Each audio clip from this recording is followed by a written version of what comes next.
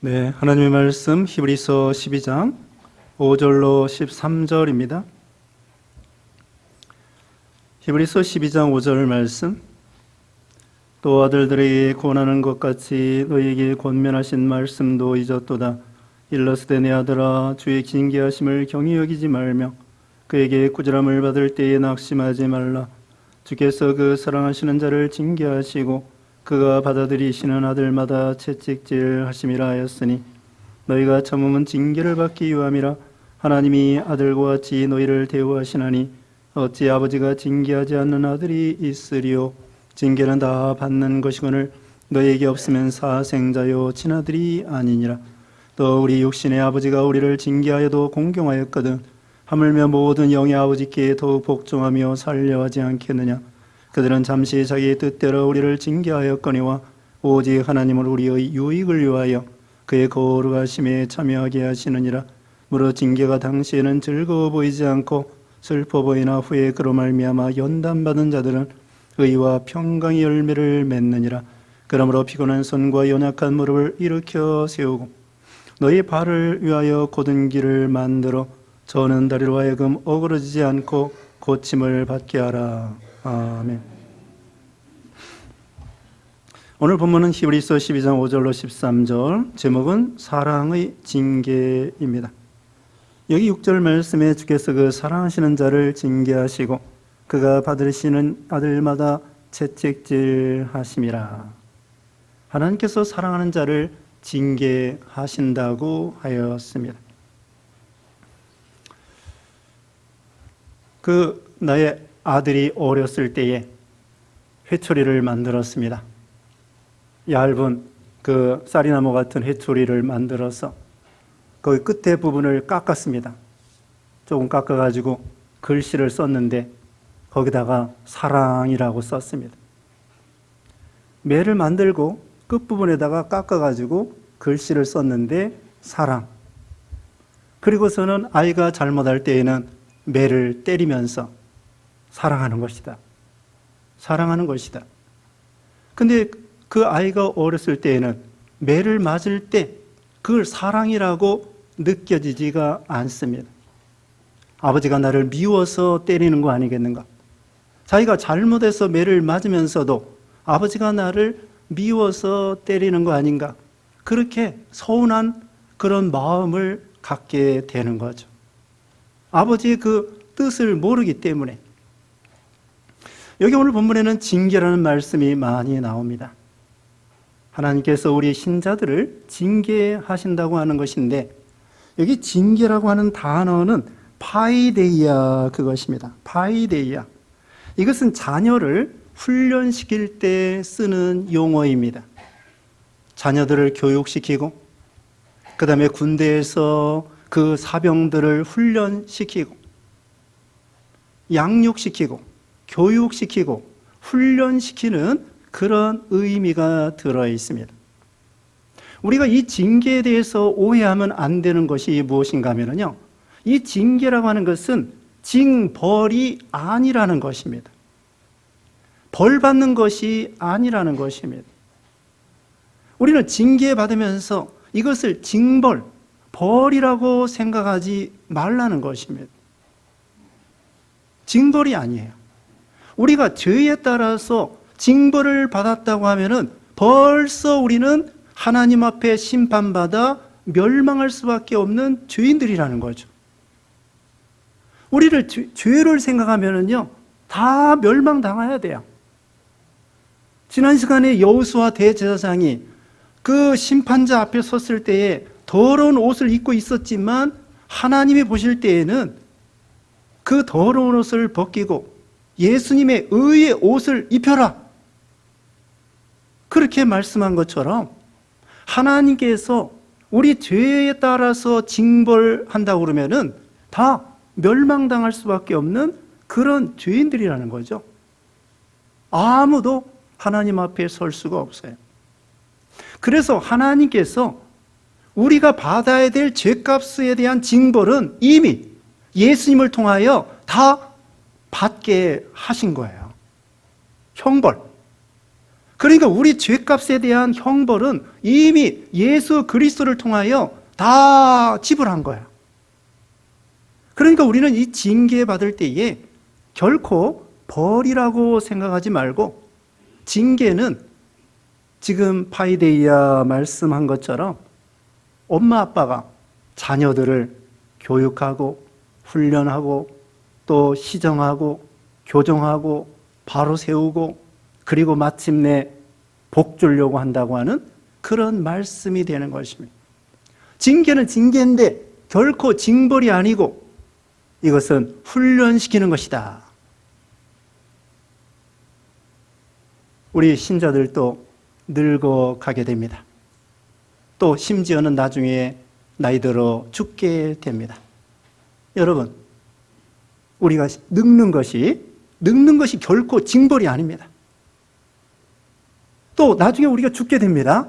죽는 것이 결코 징벌이 아닙니다. 이미 벌은 방금 말씀한 것처럼 예수님이 다 갚아주셨어요. 그러므로 우리가 늙는 거, 이거 좋은 거예요. 우리가 죽는 거, 이거 벌이 아닙니다. 좋은 거예요. 천국 가는 거예요. 그와 같이 징계 또한 늙는 것처럼 또 나중에 죽는 것처럼 이것은 말 그대로 그냥 징계, 교육, 훈련 이렇게 생각해야지, 우리가 징계받을 때에 이거 하나님이 나를 버리셨는가? 내가 이거 벌 받는 거 아닌가? 그리고 심지어 다른 사람이 어려움 당할 때에 우리는 함부로 저 사람 벌 받는 거 아니야? 그렇게 우리는 함부로 판단하면 안 됩니다. 다른 사람이 어려움 당할 때, 징계받을 때 저 사람 벌 받은 거 아니야? 무슨 나쁜 죄 지은 거 아니야? 그렇게 함부로 생각하지 말라는 것입니다. 어떤 목사님은 목사 되기 전에, 목사 안수 바로 받기 전에 대장암 3기 수술을 했다는 거예요. 목사 안수 받기도 전에 전도사 때 대장암 3기 수술을 했어요. 근데 어떤 교인들 중에서는, 그 목사가 소문을 들어보니까 어떤 교인 중에서는 그 전도사가 혹시 은밀한 나쁜 죄를 진 거 아니야? 이렇게 말하는 사람, 그게 들렸다는 거예요. 그래서 자기가 이 육신에 병든 것도 고통인데, 성도들 중에 일부가 자기가 무슨 은밀한 죄를 져서 이런 벌을 받는다 말하는 사람이 있어서 마음의 고통이 더 심했다, 이런 말을 들었습니다. 어떤 캄보디아 선교사님은 17살짜리 선교 갔는데 17살짜리 아들이 교통사고 당해서 죽었어요. 근데 처음에는 시체도 못 찾았어요. 어떤 택시 운전수가 그 아들을 쳐서는 그 다음에 자기가 벌 받게 생겼으니까 밀림에 갖다 버린 거야. 그런데 하나님의 은혜로 찾을 수 없는 시체를 찾은 것입니다. 17살짜리 아들, 선교하러 갔는데 하나님이 그럴 수가 있는가? 그리고 그 17살짜리 아들이 앞으로 나 아버지 따라서 선교사 되겠습니다 그랬는데, 아들이 그렇게 17살짜리 죽었을 때에 그것을 우리가 징벌이라고 생각하면 안 된다는 거죠. 무엇인가 하나님의 크신 뜻이 있다는 거예요.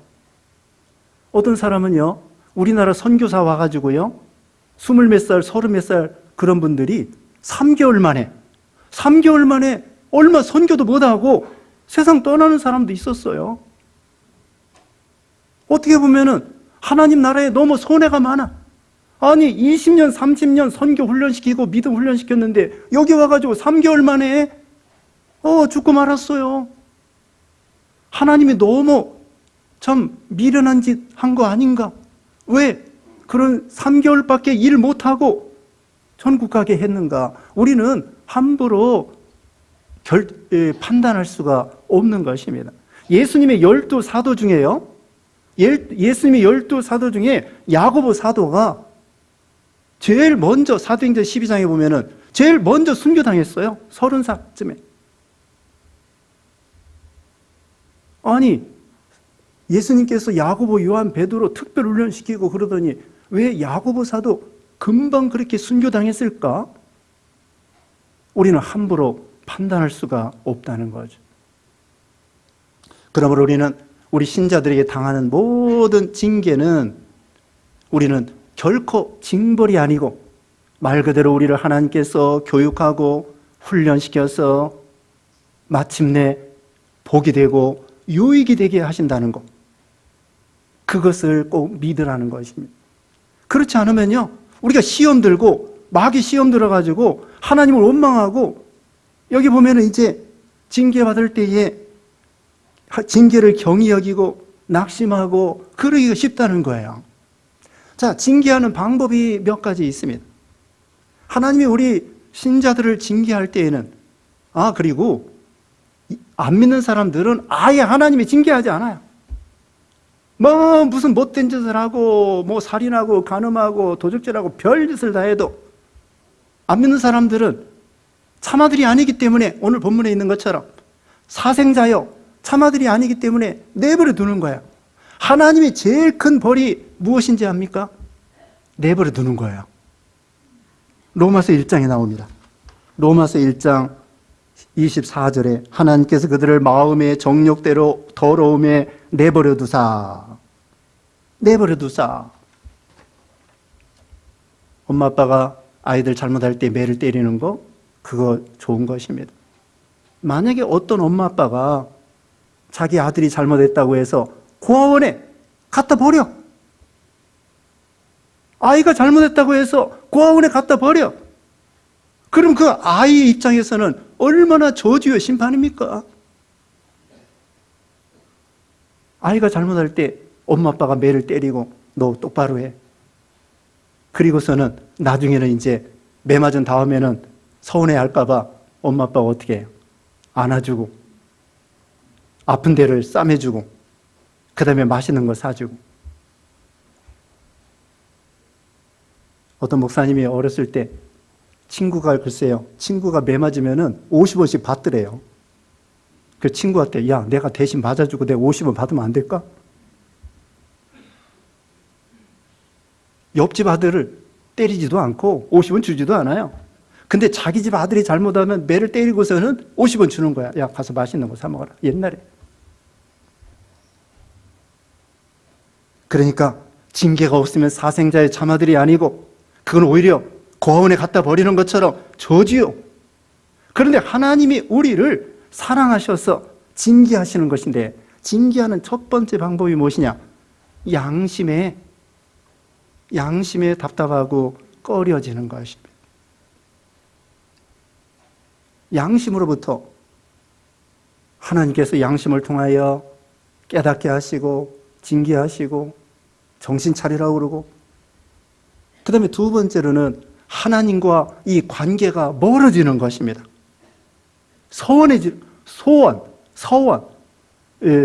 멀어지는 거야. 소원해진다고 그러죠. 하나님과 우리 관계가 멀어지는 거예요. 예배를 드려도 재미가 없고 찬양을 불러도 은혜가 안 되고 답답하고, 예배 드릴 때 졸리기만 하고 딴 생각만 하고 하나님의 말씀이 귀에 들어오지 않고 딴 생각만 하고, 이게 은혜가 안 되는 거야. 그게 벌써 하나님 앞에 징계를 받는 것입니다. 그 다음에 하나님께서 징계할 때에 꾸짖으십니다. 여기 보면은 주께서 여기 5절 하반절에 그에게 꾸지람을 받을 때에 낙심하지 말라. 하나님이 꾸짖어요. 말로 꾸짖습니다. 음성으로 꾸짖습니다. 설교 말씀을 들을 때에 책망하십니다. 말로 책망하는 거예요.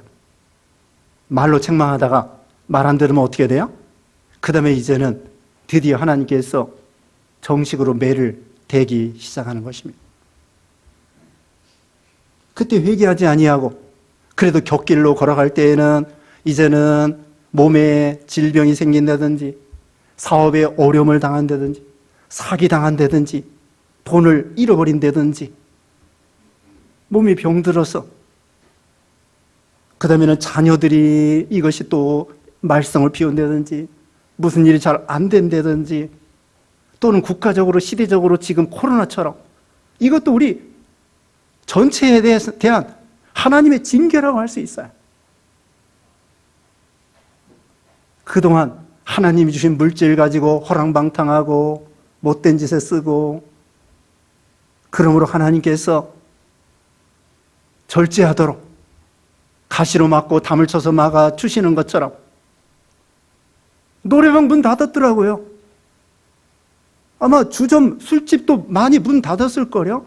근데 이제 정부에서 또 이렇게 그 보상을 해주는 것 같은데, 그런 술집이나 하여튼 몇 사람이 이렇게 모여 있는지 못 모이도록, 과거에 술 먹고 방탕하고 하나님이 주신 돈과 물질과 건강을 가지고 헛된데, 모르겠습니다. 저기 그 경마장에 지금 요새도 하는지 모르겠어요. 아마 못할 것 같은데, 소식을 못 들었어요. 이렇게 코로나 시대에 경마장이나 도박 못하도록, 저기 태백에 거기 카지노 어떻게 되는지 모르겠습니다. 이와 같이 이것도 하나의 징계, 시대적으로 징계라고 할 수 있는 것이죠.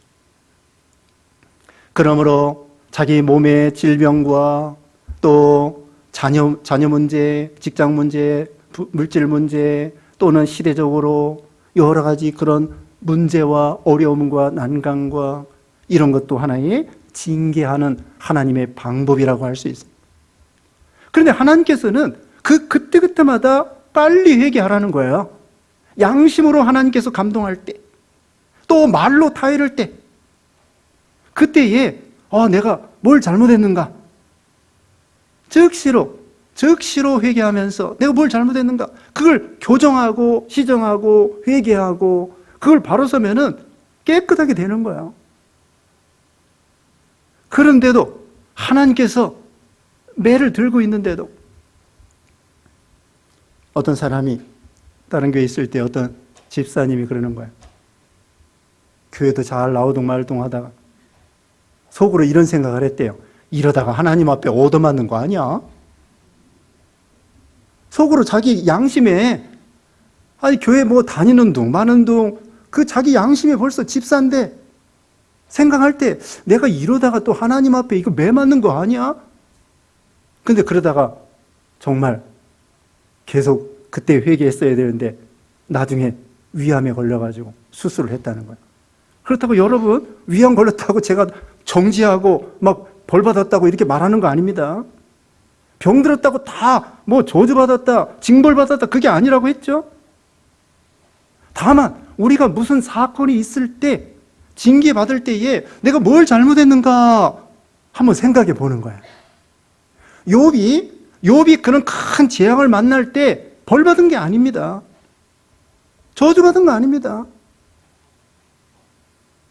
하나님께서 욥을 정금과 같이 만들려고 그렇게 하신 거예요. 하나님께서 욥은 의인이요 당대의 완전한 자요 믿음이 있다고 칭찬해 줬거든요. 그러니까 욥이 그런 재앙 만난 것이 저주나 징벌이 아니에요. 그러니까 우리가 어려움 당할 때에 이것이 과연 무엇인가? 혹시 내가 하나님 앞에 뭘 잘못했는가? 우리가 자기 자신을 살펴보고, 우리가 징계가 없으면요, 저 잘난 맛에 살아요. 자기는 믿음이 좋다고 생각하고, 잘 지킨다고 생각하고, 하나님을 사랑한다고 생각하고, 순종한다고 생각하고, 잘 믿는다고 그렇게 생각하기가 쉽습니다. 근데 징계를 받을 때에, 그때에 깨닫게 되는 거예요. 아, 나는 죄인 중에 괴수구나. 나는 아무것도 할 수 없는 그런 연약한 존재이구나. 하나님의 긍휼과 사랑이 아니면 결코 나는 설 수 없는 그런 미련하고 연약하고 불순종하고 탕자와 같이, 요나와 같이 그런 존재가 아닌가. 요나가요, 물고기 뱃속에 들어갔던 거, 그게 저주입니까? 축복입니까? 축복이에요. 요나에게 하나님께서 징계가 없었다고 하면은 다시스로 가가지고 멀리 가서 선지자가 멀리 가가지고 죄짓다가 망하는 거예요. 불순종하다가. 그런데 요나가 물고기 뱃속에 들어가는 징계를 통하여 거기서 회개하는 계기가 되고, 그 다음에 새 출발해서 선교해서 니느웨 사람들을 다 회개하는 구원의 역사를 이룬 거예요. 그러니까 물고기 뱃속에 들어가는 그 징계를 통하여 요나가 큰 위대한 선교사가 된 거예요. 축복이죠? 그러므로 우리는 이제 징계받을 때에 우리의 태도, 바른 태도가 무엇일까요? 첫째로는 경히 여기지 말라. 5절 중간에 내 아들아 주의 경계하심을 경히 여기지 말며. 경히 여기지 만다고 하는 것은 자기가 징계받을 때에 이거 우연히 왔다고 생각하는 거예요. 어쩌다가 왔다고 생각하는 거예요. 자기 죄하고는 상관없다고 생각하는 거예요. 그러면서 계속 죄를 끊어버리지 못하고 계속 죄짓고 나가겠다는 거야. 하나님의 이 징계를 경히 여기지 말라는 거예요. 징계받을 때에 오히려 또 아니라고 생각하고 우연이라고 생각하고, 절대 우연이 없습니다. 우리 머리카락 하나도 땅에 떨어지는 거 하나님이 허락해야 되고 참새까지도 주장하시는데, 내가 길을 걸어가다가 돌뿌리에 부딪혀서 넘어지는 것도 하나님이 허락해서 되는 거야. 내가 감기 걸리는 것도, 감기 걸리는 조차도 하나님이 허락해서 감기 걸리는 것입니다. 하나님의 주권이 있어요. 하나님의 주권이 있습니다. 그러므로 우리는 하나님께서 우리를 징계하실 때에 경히 여기지 말고, 무시하지 말고, 우연이라고 생각하지 말고, 그리고 또 분노하지 말고, 하나님께 싸우지 말고, 하나님께 대들지 말고, 하나님, 내가 이렇게 열심히 믿음 생활했는데 이럴 수가 있습니까? 나 순종 잘했는데, 예배 안 빠졌는데 왜 나에게 이런 어려움을 당하게 하십니까? 그렇게 따지지 말라는 거야. 우리 하나님은요, 욥은 그렇게 말했습니다. 욥은요, 분초마다 징계를 받았다고 그랬어요. 아니, 욥이 믿음이 없어서가 아니라고 그랬죠. 자, 우선 욥기 5장 17절 말씀에 볼지어다 하나님께 징계받는 자에게 복이 있나니 그런즉 너는 전능자의 징계를 없인 여기지 말라. 징계받는 자가 복이 있대요. 이거 왜 복이라고 했을까요? 또 욥기 7장 18절에 아침마다 권징하시며 분초마다 단련하시나이까. 주께서 내게서 눈을 돌이키지 아니하시며 내가 침을 삼킬 동안도 나를 놓지 아니하시기를 어느 때까지 하시려나이까. 욥기 7장 18절 19절입니다. 욥이 그렇게 믿음 좋은데 하나님께서 욥에게 분초마다 징계하시는 거예요. 하나님께서 욥을 미워서가 아닙니다. 욥을 사랑하시기 때문에 더 큰 위대한 믿음 있는 위대한 인물이 되게 하기, 정금이 되게 하기 위해서. 시편 73편 14절에 아삽의 시가 나옵니다. 시편 73편 14절에 나는 종일 재난을 당하며 아침마다 징벌을 받았도다. 종일, 아삽의 이 시인은 종일 재앙을 만나고 아침마다 징벌을 받았대요. 믿음이 좋으신 분인데, 찬양대원인데, 시를 기록하는 영감받은 그런 선지자인데 하나님 앞에 종일 재앙을 당하는 거예요. 재앙당했다 해서 저주가 아니라는 거예요. 우리가 병들었다고 해서 저주가 아니에요. 아까 말씀했죠. 늙고 죽는 것이 저주가 아닙니다. 징벌이 아닙니다. 그것처럼 우리는 이런 어려움 당할 때에 경히 여기지 말고, 그 다음에 두 번째로는 낙심하지 말라. 낙심하지 말라. 하나님이 나를 버리셨는가? 하나님이 나를 잊으셨는가? 하나님이 나를 미워하시는가? 그렇게 오해하지 말라는 거예요. 오히려 하나님이 나를 사랑하는구나. 여기 사랑하는 자를 징계한다고 그랬죠. 6절 말씀에 주께서 그 사랑하시는 자를 징계하시고 그가 받아들이시는 아들마다 채찍질 하심이라. 자, 우리가 징계받을 때 어떻게 생각해야 돼요? 아, 하나님 나를 사랑하시는군요. 징계받을 때에 어떤 사람은 죄 짓자마자 즉시로 매를 맞는 경우가 있어요. 그건 하나님이 특별히 더 사랑하는 거예요. 생각만 딴 생각해도, 조금만 딴 생각해도 하나님이 매를 때리시는 거야. 하나님께서 오직 하나님만 사랑하라고, 다른 데 정신 두지 말라고, 하나님께만 마음을 집중하라고, 조금만 딴 마음을 품으면은 매를 때리시는 거예요.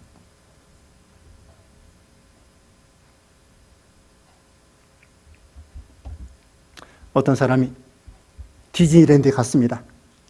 저기 LA 가면은요, 디즈니랜드 거기 뭐 여러 가지, 여기 롯데월드 같이 그런 것이 기가 막히게 해놨어요.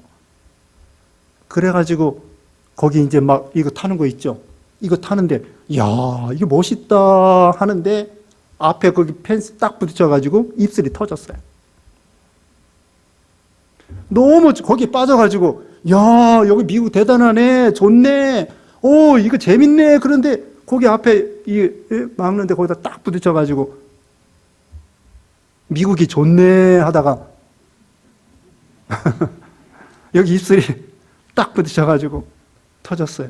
아이고 하나님, 아이고 하나님, 좋긴 뭐가 좋습니까? 세상에 빠지려고 할 때 가시로 담을 쳐서 이렇게 나쁜 짓 못하도록, 그게 하나님의 사랑이라는 거야. 죄 짓고 망하는 것보다.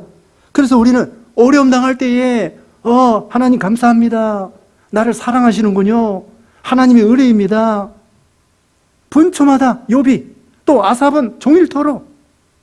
그런데요, 시편 13편 아까 아삽에 대해서 말씀했죠. 4절 5절에 이런 말씀이 있습니다. 그들은 죽을 때에도 고통이 없고 그 힘이 강건하며 사람들이 당하는 고난이 그들에게 없고 사람들이 당하는 재앙도 그들에게 없나니. 너무 모든 것이 잘 되는 거야. 제자도 잘 되고, 곁길로 가라가도 잘 되고, 불순종해도 잘 되고, 말씀 순종 안 해도 잘 되고. 그게 축복일까요? 오히려 죄 짓고 잘 되는 건 잘 되는 것이 아닙니다. 오히려 갖다 버리는 것과 같아요. 고아원에 갖다 버리는 것과 같아. 오히려 우리가 죄 질 때에 하나님이 징계하시는 거, 그건 너무나 큰 축복이라. 하나님이 나를 사랑하시는군요, 나를 버리지 않는군요. 죄 짓다가 불택자는 결국 지옥 가는 거예요. 지옥 자식은 내버려 두는 거예요. 남의 자식은 내버려 두는 거예요. 자기 자식이기 때문에 때리는 것입니다. 옆집 아들이 잘못한다고 우리가 때릴 수 없습니다. 자기 집 아들이 잘못할 때 매를 때리는 것처럼 하나님께서 사랑으로 나를 이렇게 연단시키는 것이구나. 그러니까 첫째로는 징계받을 때 경히 여기지 말 것, 두 번째 낙심하지 말 것, 소망을 가지라는 것입니다. 하나님이 우리를 사랑한다는 확신을 가지고 나가라는 것입니다. 나중에 이제 회개하면은 하나님이 복 주실 것을 믿으라는 것입니다. 그 다음에 세 번째로는 징계받을 때 참으라는 것입니다. 7절에 너희가 참으면 징계를 받기 위함이라. 하나님이 아들과 같이 너희를 대우하시나니 어찌 아버지가 징계하지 않는 아들이 있으리요. 징계는 다 받는 것이거늘 너희에게 없으면 사생자요 친아들이 아니니라. 그 다음에는 참으라는 것입니다. 그 징계가 이제 거두어갈 때까지 회개하고 참고, 그 다음에 고쳐야 됩니다. 하나님이 매를 때릴 때는요, 고치라고 회개하라고 시정하라고 수정하고 교정하라고 그렇게 해서 매를 때리는 거예요. 그러니까 그때 유익이 많습니다. 그때 잘 참는 거예요. 자기 고집대로 나가던 거, 자기 뜻대로 나가던 거, 자기 욕심대로 나가던 거, 자기 마음대로 인생을 자기 주먹으로, 자기 꾀로 마음대로 살려고 했던 거, 그걸 회개하고 그러면서 믿음으로 잘 참으라는 거야. 하나님 매 맞을 때 잘 참으라는 거야. 한 대 때릴 때도 참고 10대 때릴 때도 참고 하나님이 어떤 방법으로 매를 때리더라도 거기서 잘 참고 나아가면 하나님께서 나중에는 이제 용서해 주시고 회복시켜 주시고, 그 다음에는 9절 말씀입니다. 또 우리 육신의 아버지가 우리를 징계하여도 공경하였거든 하물며 모든 영이 아버지께 더욱 복종하며 살려하지 않겠느냐. 그들은 자기의 뜻대로 우리를 징계하였거니와 오직 하나님은 우리의 유익을 위하여 그의 거룩함에 하심에 참여하게 하시느니라. 자, 육신의 아버지 예를 들었습니다. 육신의 아버지도요, 자녀가 잘 되기를 위해서 징계합니다. 근데 육신의 아버지는 때로는 그 감정적으로 자기도 모르게 화가 나가지고 아이들을 감정적으로 때릴 때가 있습니다. 또 자기 욕심으로 때릴 때가 있습니다. 어떤 때는 자녀들을 자기 욕심대로 훈계하는 경우가 있습니다. 내가 의사니까 너도 의사 돼야 돼. 아니, 아무나 의사 됩니까? 내가 판사니까 너도 판검사 돼야 돼. 아니, 아무나 판검사 될 수 있습니까? 자녀들에게요, 자기가 의사 됐다고 해서 자녀들에게 함부로 너 의사 돼야 돼, 그렇게 교육하면 안 되는 거예요. 근데 부모들은 보통 자기가 못 이룬 꿈을 아들, 딸을 통해서 이루려고 하는 그런 욕심도 있어요. 불완전하지요. 감정적으로 때리기도 하지요. 어떤 사람은 화가 난다고 해가지고요, 이 허리띠를 풀러가지고 가죽띠를 가지고 막 때리는 거야, 아들을. 우리 사람은 이렇게 부족해요. 어찌하여 이 허리띠를 풀어가지고 자식을 때립니까? 적당히 때려야지. 감정적으로. 이와 같이 그 부모는 사람인지라 불완전하고 완전하지 못하지만 우리 하나님은 그게 아닙니다. 완전하시고 사랑이 무한하시고 철저하시고 부정함이 없으시고 딱 맞게 매를 때리시는 거야. 때릴 때는 때리고 안 때릴 때는 안 때리시고. 우리 하나님께서 정확하게 왜 그러셨을까요? 우리를 거룩하게 참여하게 하시려고. 10절 끝에 거룩하심에 참여하게 하려고, 한마디로요, 죄를 회개하고 우리를 점점 거룩하게 성화되어 나가게 하려고 우리를 징계하신다는 것입니다. 죄를 회개하고 고치고 점점 거룩하게 되어 나가라는 것입니다.